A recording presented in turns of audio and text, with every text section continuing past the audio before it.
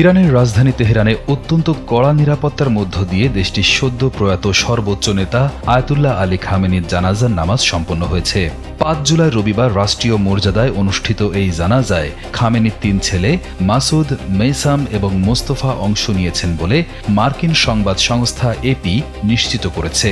জানাজায় Islamic revolutionary guard কর্পসের শীর্ষ commander Ahmed Vahidi ও উচ্চপদস্থ সামরিক কর্মকর্তারা উপস্থিত ছিলেন। স্যান্ডেলিনা সো, রূপচর্চায় আভিজাত্য। তবে এই বিশেষ রাষ্ট্রীয় অনুষ্ঠানে খামেনির আরেক ছেলে এবং তার দাপ্তরিক উত্তরাধিকারী মোস্তফা খামেনি সশরীরে অংশ নেননি।